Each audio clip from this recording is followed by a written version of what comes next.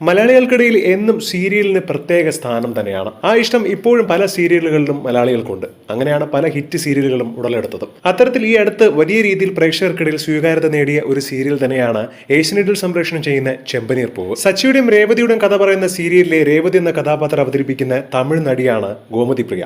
ഗോമതി പ്രിയയ്ക്ക് തമിഴിലും ഒരുപാട് സീരിയലുകളുണ്ട്. Cinema serial മേഖലയിലെ ആരും തന്നെ പിന്തുണയ്ക്കാതെ ഒറ്റയ്ക്ക് കഷ്ടപ്പെട്ട് വന്ന ഒരു നടിയാണ് ഗോമതി. അഭിനയം മാത്രമായിരുന്നു താരത്തിന്റെ ഒരേ ഒരു ലക്ഷ്യം. താരത്തിന് ഈ അടുത്ത് നിന്നാണ് ചെമ്പനീർ പൂവിൽ നിന്നും മാറ്റിയത്. പകരമെത്തിയതാവട്ടെ റെബേക്ക സന്തോഷും.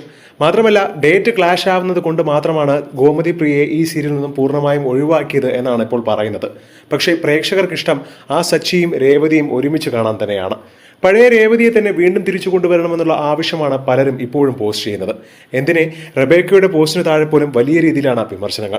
റെബേക്കയുടെ ആദ്യ എപ്പിസോഡ് ഇന്നലെ ടെലികാസ്റ്റ് ചെയ്തതോടുകൂടി പലരും അതൃപ്തിയാണ് പ്രകടിപ്പിക്കുന്നത്. രേവതിയായി ഗോമതി പ്രിയയെ കണ്ടുപോയെന്നും ഇനി ആ ഒരു കഥാപാത്രത്തെ മറ്റാരുമായി നമുക്ക് ഉൾക്കൊള്ളാൻ കഴിയുന്നില്ല എന്ന തരത്തിലാണ് മുഴുവൻ കമന്റുകളും. ഇന്നലെ ഗോമതി വീണ്ടും സമൂഹ മാധ്യമങ്ങളിൽ ഒരു പോസ്റ്റ് പങ്കുവച്ചതോടുകൂടി ഇത്തരത്തിലുള്ള പ്രതീക്ഷ നൽകുന്ന പോസ്റ്റ് ഉള്ളത് കൊണ്ട് തന്നെ വീണ്ടും ഗോമതി തിരിച്ചു വരുമെന്നുള്ള പ്രതീക്ഷയിലാണ് ഞങ്ങളെന്നാണ് പലരും അഭിപ്രായപ്പെടുന്നത്. ആ രേവതിയായി ഏറ്റവും കൂടുതൽ ചേരുന്നത് ഗോമതി തന്നെയാണ് എന്നാണ് ഗോമതി പ്രിയയെ സ്നേഹിക്കുന്ന എല്ലാവരും കമന്റ് ചെയ്യുന്നത്. എന്നാൽ എന്തൊക്കെ സാഹചര്യങ്ങൾ വന്നാലും താൻ തന്റെ കഥാപാത്രം നല്ല രീതിയിൽ തന്നെ ചെയ്യാൻ ശ്രമിക്കുമെന്നാണ് റെബേക്ക സന്തോഷം പറയുന്നത്. ഇത്തരത്തിൽ എതിർപ്പുകളൊക്കെ നേരത്തെ